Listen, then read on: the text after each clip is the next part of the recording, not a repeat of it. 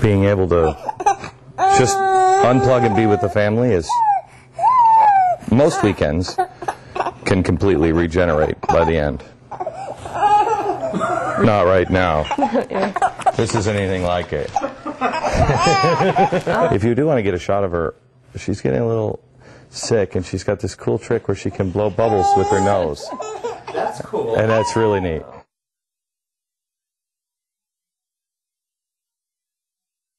We wouldn't survive if it wasn't for the structure that we have around us. We wouldn't survive. You know, between our faith and the sweetness of my wife and our friends and all the people that work with us, you know, we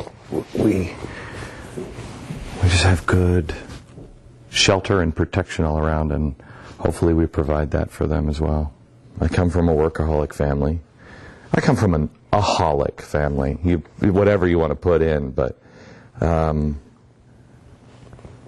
I don't know how to do, I don't know how to play. And Tanya helps me. Rafi helps me. You know, I am enjoying the boxes and the forts as much as he is. Gives me a chance to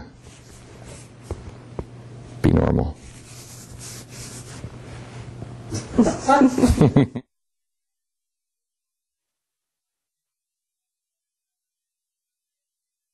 It was my wife. We live out here because of my wife. She's far smarter than I am. And, you know, she instinctively gets things. Are you all right? And it takes me a while. You know, I have to get beat over the head a few times. And she's like, we're not raising our kids in New York City. No. He's in the city all week. And it's almost a vacation.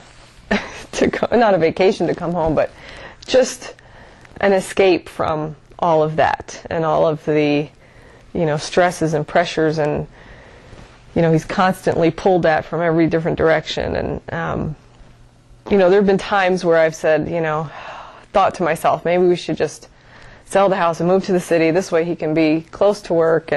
But I think that would probably make it a lot worse. I mean, I keep thinking about the shelter in the storm. I can't tell you how many times I think how grateful I am to be able to know that if something happens, that I don't have to worry about them.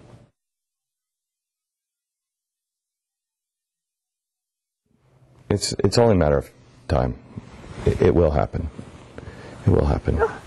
I was on the air in 1998 saying, Osama bin Laden, this is what he just said today. And he was very clear.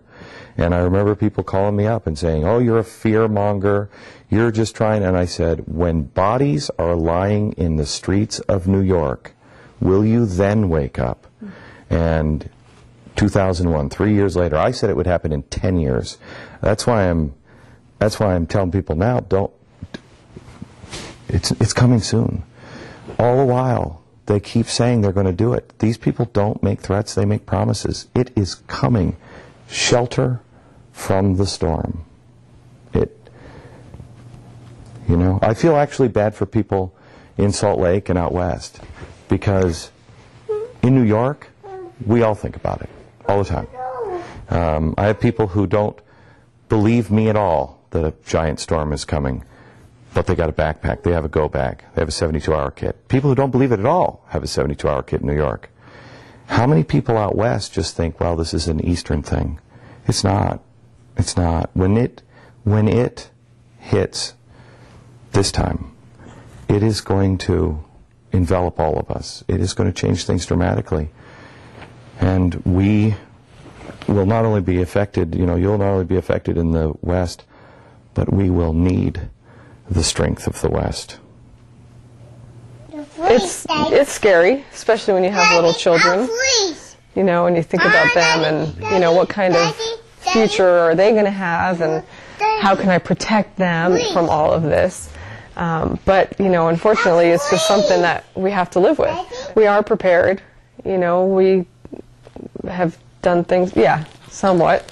We're not completely there, but we're working on it. And, you know, we're still digging the tunnel system. Yeah. What's that, Daddy? What's that? Yeah.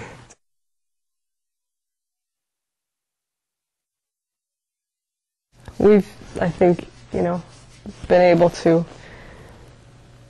develop some friendships, and we have family close by. And it's nothing better than having her folks over. I want to say this on record. Nothing better than having the in-laws over for dinner every Sunday night. No, we have. She grew up in a big Italian family that every Sunday everybody would get together. And when I first met Tanya, we'd come over for Sunday, and there was still the broken English, you know, Italian conversations in the corners and everything else. And it was such a great tradition, and it's fallen by the wayside just in the last 10 years. And so I know everything I learned about my family, I learned around a dinner table on Sunday. And we're just so blessed to be able to now live close enough to her family to be able to have that every Sunday. And you didn't pick up Italian? No, I barely speak English.